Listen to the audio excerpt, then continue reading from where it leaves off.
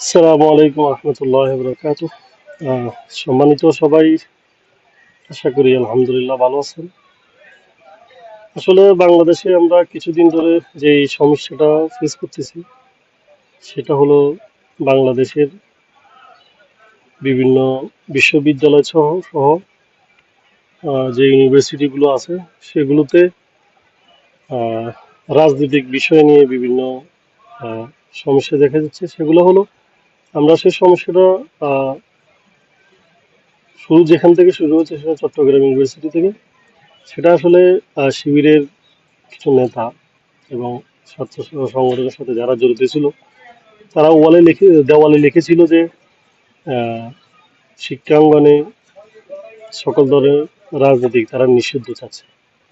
সেখানে সম্ভবত বিএনপির বা ছাত্র দলের কিছু কর্মীরা ছাত্র রাজনীতিটা কেটে দিয়ে তারা লিখে দিয়েছে যে গুপ্ত রাজনীতিকটা নিষিদ্ধ করা হোক ক্যাম্পাসে। সেটার পরিপ্রেক্ষিতে আমরা আসলে আহ, দেখলাম যে ছাত্রদল এবং ছাত্র শিবির সহ তারা কিভাবে বাংলাদেশের মানুষকে অতীতের ফ্যাসিস্ট স্বৈরাচার সরকার শেখ হাসিনার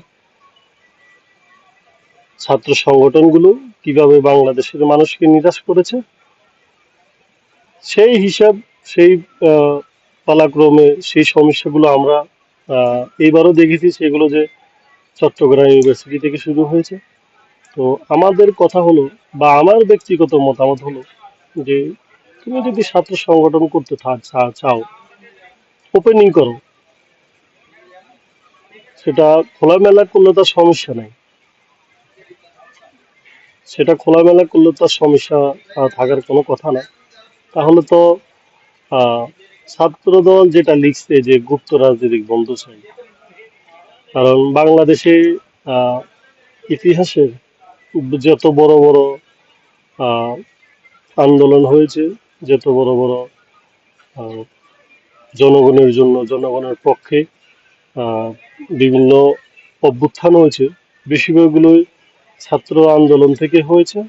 যেমন 52 ভাষা আন্দোলন সহ, বাংলাদেশের স্বাধীনতা সহ, 90-তে, এরপরে 2024-এ সবগুলো ছাত্র সংগঠনের মাধ্যমে হয়েছে। সেই হিসাবে বাংলাদেশের ছাত্র সংগঠনগুলো নিষিদ্ধ করা আহ, কখনোই সম্ভব হবে না। যারা এগুলো সাপোর্ট করবে যে বাংলাদেশে শিক্ষাঙ্গনে